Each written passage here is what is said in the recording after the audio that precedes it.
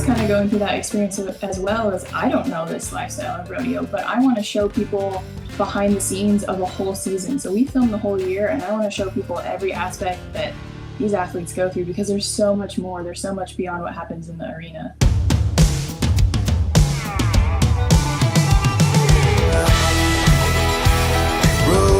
Rodeo time.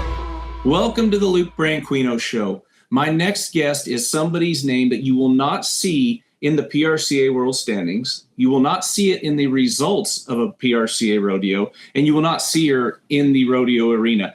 But what you will see is a documentary she did on a professional bull rider by the name of Clayton Savage from Wyoming. Morgan Law, thank you for joining me. Thanks for having me. So I got to ask you, we got introduced from by a friend of a friend, and watching your documentary, it was amazing. But you didn't come from that lifestyle. You didn't come from the background of a rodeo person.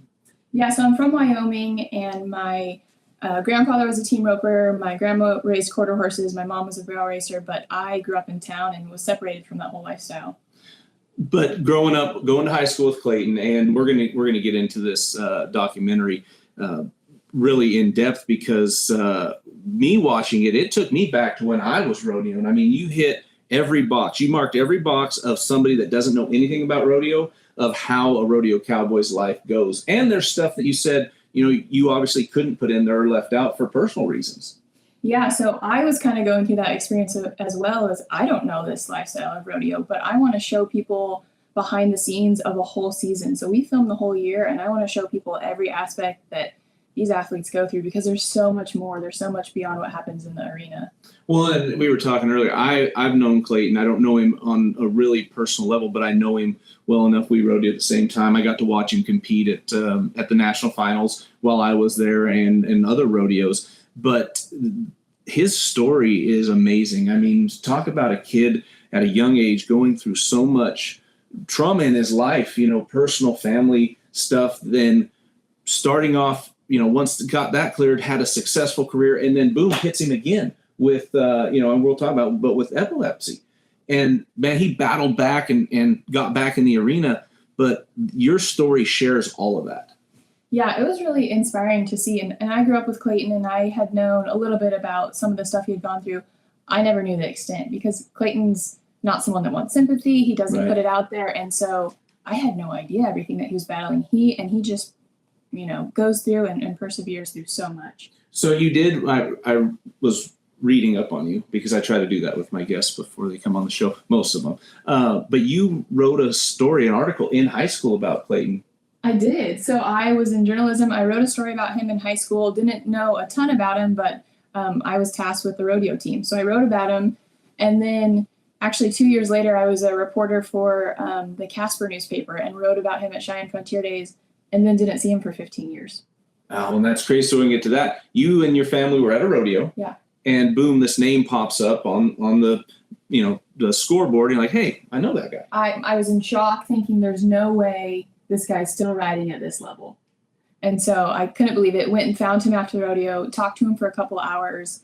And on the ride home, I was like, is there movies about bull riders? And so I Googled it. And of course we have 8 seconds, and we have like one other series. And I'm like, where is the content? And so I'm a construction worker. That's my day job.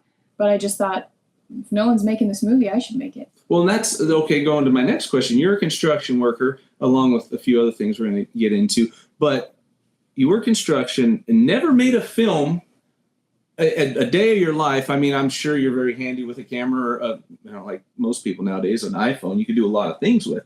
But just boom, all of a sudden you're driving home and like, hey, I want to make a documentary on this guy, make a movie about him. Yeah. And so I did what I always do, and I Googled how to make a documentary. Thank God for Google. Right, School of Google. And so I found it was going to be expensive. I needed a camera and probably a camera crew. So I put my house on the market that day, rented a camera, found the camera crew, and we started production 3 weeks later.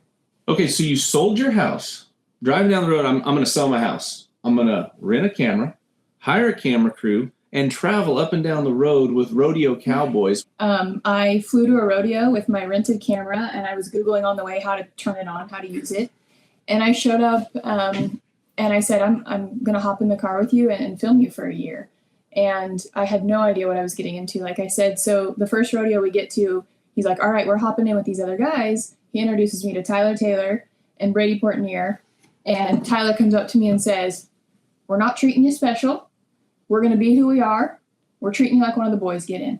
And that's kind of how it was for the year with all the Cowboys. That's pretty much exactly how it is. And that is what I love about the lifestyle. No special treatment. It doesn't matter how many gold buckles you have, man or woman. It's you're part of the crew, and that's how we're going to go about it. Yeah, and I loved it. And they were themselves, and they let me kind of be a fly on the wall and film them. And obviously I was, living with them, sleeping in parking lots and trailers and vans, and it wasn't glamorous. And the summer run, why don't summer rodeos have bathrooms? I don't know, but I'm changing in a porta potty. Those are bathrooms. What are you talking about? Gosh, I'm trying to wash my face and brush my teeth, and you're exhausted from being on the road. You obviously know how it goes, and I think we show in the film how much goes on behind the scenes of these guys' life.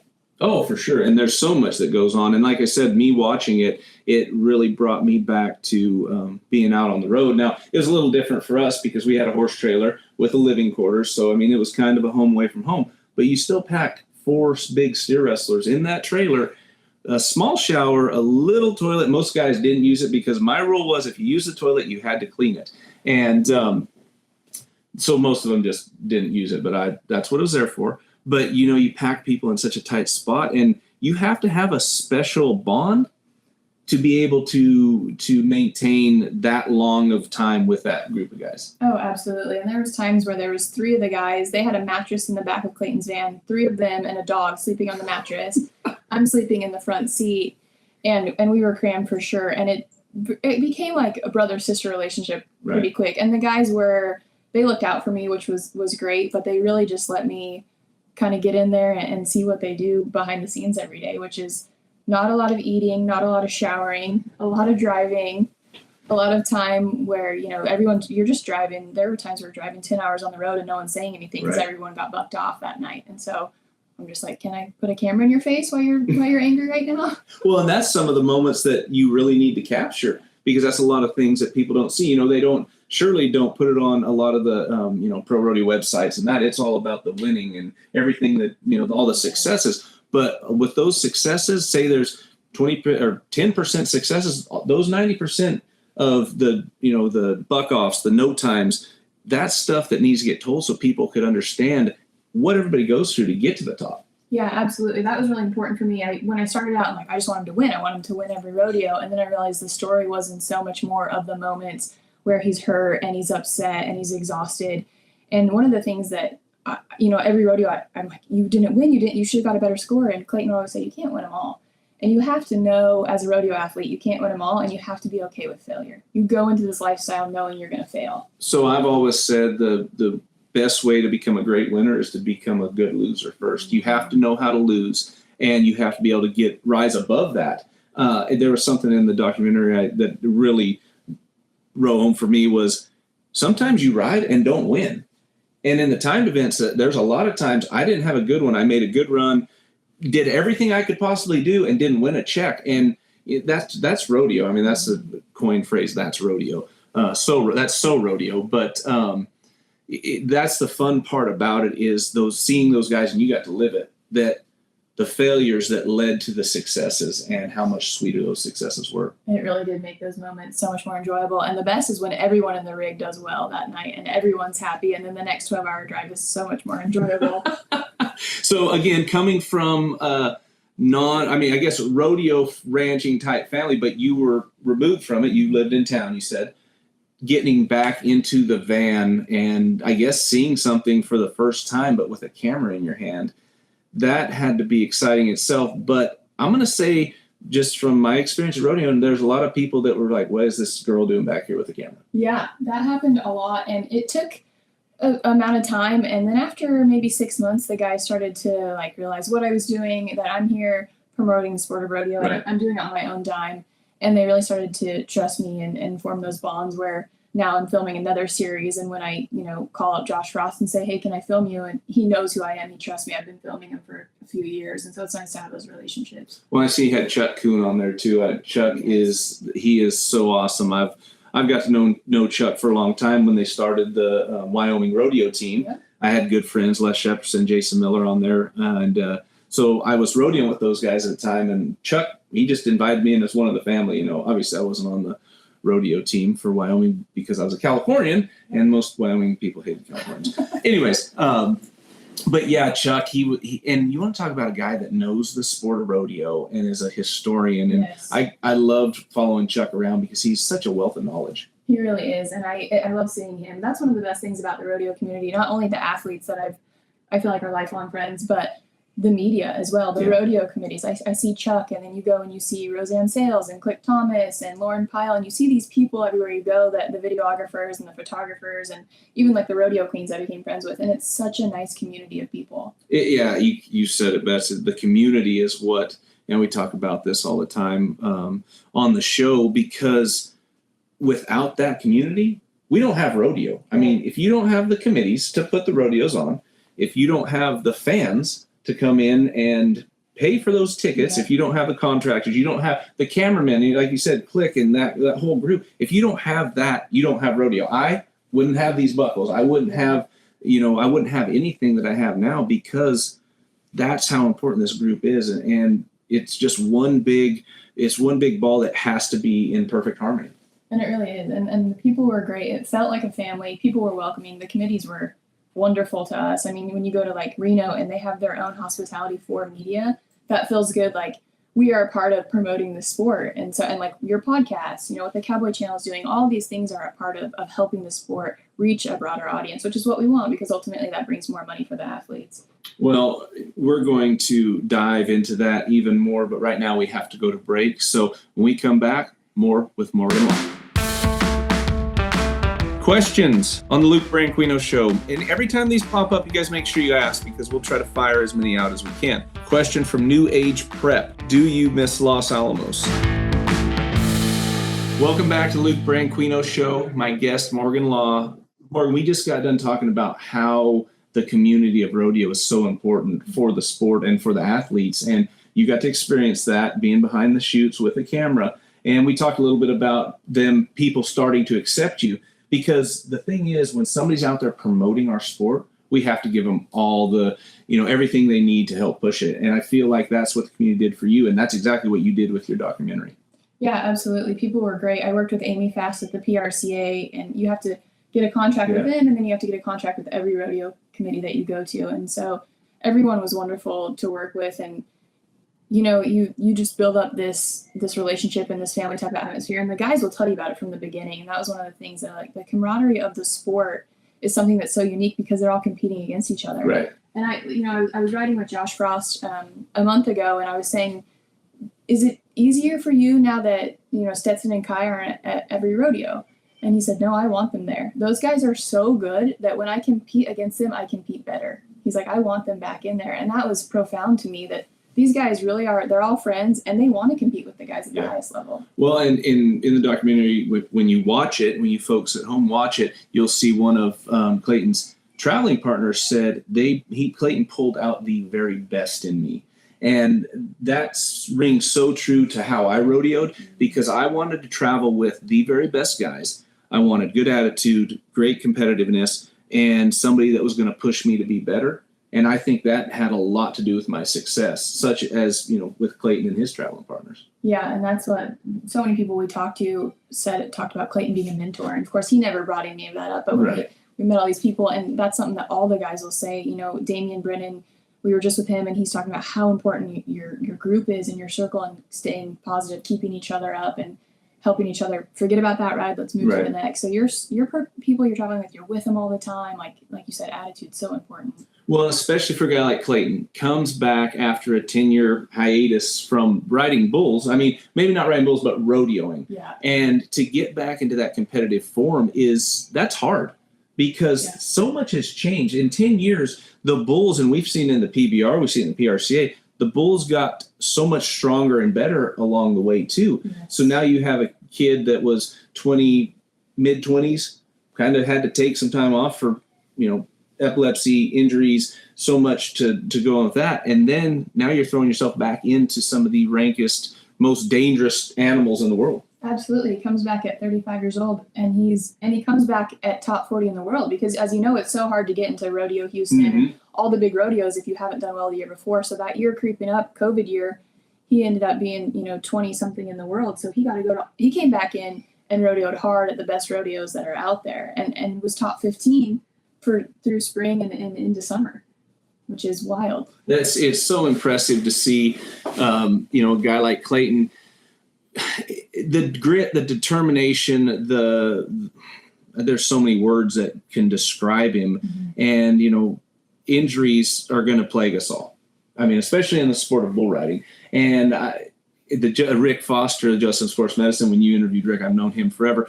But how many injuries did they say he had? 160 some visits or injuries? Yeah. Wow. That they had on record. That they had on record, Just exactly. their rodeos, right. And there's so many more, and there's so many times Clayton, you see in the film, the ambulance comes and they want to take him. He has a pretty bad injury, and he's like, no, I'm not going to do that. Well, I love at the beginning of the film, at the NFR, I think it was his first one, bull bucks in the buck and chute, slams his head into the pad, knocks him out. And just like he said, if he was to turn that bull out, he wouldn't be able to get on the next night. And the cowboy way is, we're getting on. Happened to Kai Hamilton last year at the NFR. Exactly, it reminded me of that. Yeah, and Clayton goes on and wins the round on that bull. And you'd have to think things weren't probably, all the chickens weren't quite gathered up at the time. But then I think he's a bull rider, so maybe he doesn't have all his chickens anyway. And I'll say that to all the bull riders, all my friends. But that, again, that just the toughness of the cowboys in the sport. Absolutely. And it was inspiring for me to be around these athletes and see how determined they are. They're willing to pursue their dream at all costs. And I think that translates to people, whether you know rodeo or not, to find something that you love so much that you're willing to sacrifice everything else for is inspiring. Like, I think everyone hopes they can find something like that in your life. And you guys have that as rodeo athletes, and a lot of people don't. Well, I feel like, leading me to the next thing, I think you found that. I mean, you were at work construction, and you also ran for a Colorado Senate seat? United States Congress. United States Congress as an independent. But this seems like this rodeo and you doing these documentaries, that's something you found that you kind of, not that you gave it up, but this is what you love to do, and that's your passion. I absolutely love it. If I could never do construction again, I would be fine with that. Filming is so much more fun, and one of my missions in life is I want to tell inspiring stories that people don't normally get to see. So no one would ever know Clayton Savage's story because he's not going to tell you. And, right. and he's a great bull rider, and he made it to the NFR, and he's a champion bull rider, but you don't know everything that goes behind it. And so telling people's inspiring stories and showing behind the scenes is something I'm passionate about. Well, and you mentioned some other names, Kai Hamilton, Josh Frost. These are films that you're also starting to put together. I know you said you're building up to get some more. Yeah, so we're starting a new series called Beyond the Arena, and we have Josh Frost and Creek Young and Cade Bruno and Damian Brennan and just some of the top guys and Ty Harris. So other sports as well, and showing their life behind the scenes. So I've gone on the road with all these guys this year and filmed them, on the road, sleeping, driving, at their houses, just things that happen that the public doesn't get to see. So it's so much more than the 8-second ride or the 5-second run. Well, that's for sure. And you're in with some great guys. I've had a lot of them on the show. I've rodeoed with a lot of them. And for them to be able to let you into their lives and tell their stories not only is great for them, because honestly, we know how rodeo works. You need the sponsor dollars to help you get up and down the road. Yes. So the more publicity you get, the better off it is. But also to help grow the sport of rodeo. And we know with the Yellowstone effect how important it is right now with all the cowboy hats we see walking around. Absolutely. I think everyone that's creating right now, we have great videographers out there. We have Wyatt Wentz and Kelson Jones and all these people that want to create good content, and that's what we need to help promote the sport, and I think that's growing right now. Right now, we're focused on your new project, and that's the new documentaries and new films you have coming out. Yeah, so the new series is called Beyond the Arena. We get in with some of the top guys in the world. I mentioned Josh Frost and Creek and Damian, Cade, Ty Harris, and we get to see their life beyond the arena. So I actually, flew to Ty Harris's ranch and got to see him with his mom and loading up his horses and what life is like for him while he's there, and get in the car with Josh Frost and have him talk about his wife and his baby on the way, and just in the parking lot with Damian, and here's our trailer where 4 of us are sleeping tonight, and kind of see them, and then them afterwards, rushing off to the next place, and just behind the scenes that you don't get to see on the Cowboy Channel. Well, and we talked about that, the rodeo, you get to see all the wins and all the glory, but you talk about Ty Harris, when you go to a cowboy's house, you go to the ranch, it's work. It's, you get home from the rodeo, and that's how it was for me. You might get home at 3 a.m, you might get home at 5 a.m, but at 7, you better be up, and you got chores to do. You got cattle to work, or, just so many different things. Josh Frost, I just seen a post. They just had their baby, and they're out working cows with a 5-day-old baby, because that is the life of a rodeo cowboy, and the life of a cowboy, and that's stuff that I'm glad you're capturing, because a lot of people don't get to see this, especially the folks that are, maybe fans of rodeo, but don't really understand it. Right. It's a whole lifestyle. I mean, we went to Cade Bruno's house, and he was up. He works on a ranch when he's there. He was sorting cattle. He was sorting horses. And then he's riding that night and winning the rodeo. And then we drove through the night to Sisters, Oregon. And we get there at 5 a.m. and he hasn't slept. And he's picking someone up from the airport, and he's rodeoing. And then, when he goes home, he's working cattle. And that's what they're doing. And then they also, some of them like Josh, have wives and families. And there's a lot going on than just, guys running down the road rodeoing. So there's a lot of aspects to capture there. Well, and it's going to keep you busy, I'm sure, because like you said, there's so much to capture in the rodeo. But I'm going to say, for what you capture in the rodeo, there is I don't know what you call it, that you don't put on the cutting room floor, but there's so much beyond that. Oh, absolutely. For Savage, I filmed about 1,000 hours, and it's a 90-minute film. We had to cut out so many great storylines and events and rodeos and rides and falls and crashes, because you just can't fit it all in there. Right. And we talk about how important it is for people that don't understand rodeo to see these films, these documentaries, because one, the Western way of life is what built this great country, and for them to see that it's still thriving and it's still going strong. I always say the Yellowstone effect. Mm-hmm. I could remember about 15 years ago going through LAX in my cowboy hat, and I'd get looks like I had 2 heads. Right. Now, you walk through an airport with a cowboy hat on. I've got, with my black hat, people ask me if I'm Rip from Yellowstone, which is, kind of cool, but I'm better looking. Yeah, exactly. But that's, to me, what that show has done, is helped revive the Western way of life. And if we can continue to build off that, like what you're doing, it's just going to be better for the sport, and honestly better for the country.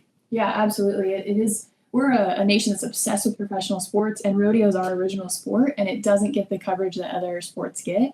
And so I think if more people realize what it's about and get into it, it helps all the way around to bring more coverage. And we have a lot of people that are working on doing that right now. Well, when you talk about the original sport, and we can go all the way to the prayer, the national anthem, but when these fans see a rodeo, they're there for rodeo. Yeah. I mean, you could take some of these bigger ones like Houston and San Antonio. Yeah, there's a lot of fans that show up halfway through because of the concert, but by the time they leave, they're a rodeo fan. Yeah, we went and seen so-and-so at the concert, but man, that rodeo was exciting. Oh, absolutely. And the prayer and the national anthem, it's something for me. Every rodeo, I love it. Yeah, we see it every day. We hear it every day, but you get to be around patriots and people that love America, and people that are hardworking, our ranchers and our farmers, and that's really special. Well, and we go back to the fans that come and watch it, because that rodeo is honestly probably the cheapest ticket you can get for a professional sport, and it's just jam-packed with so much excitement.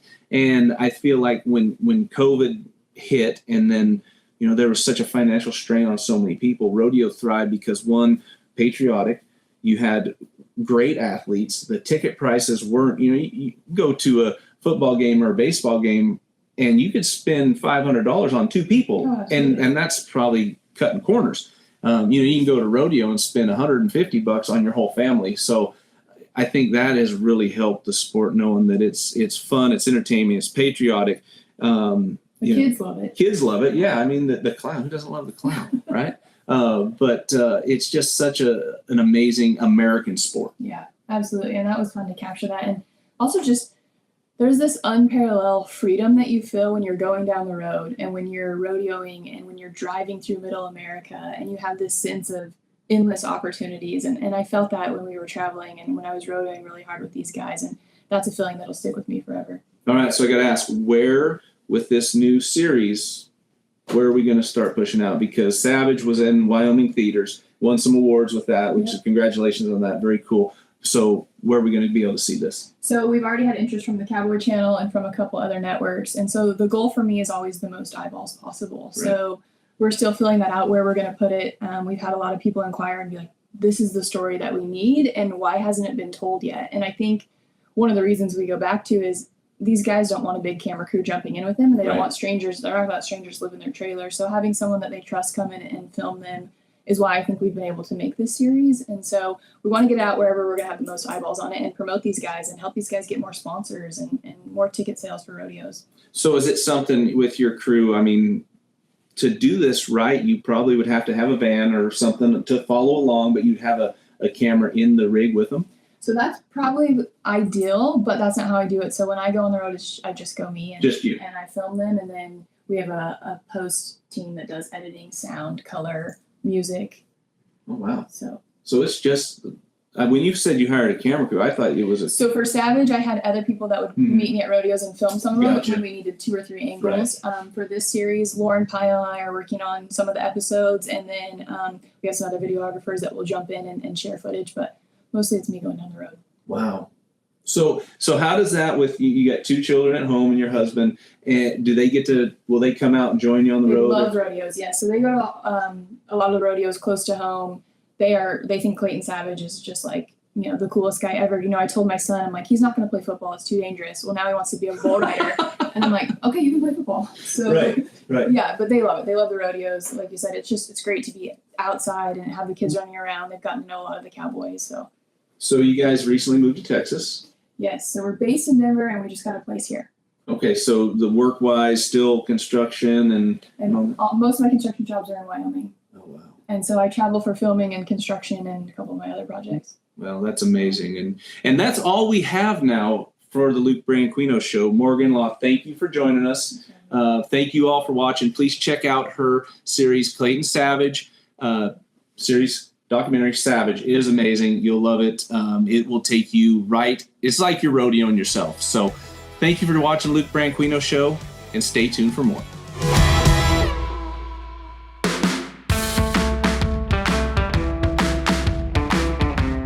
Question from New Age Prep. Do you miss Los Alamos? I miss Los Alamos very much. It will always be my hometown, no matter where I'm at, no matter where I live from here on out.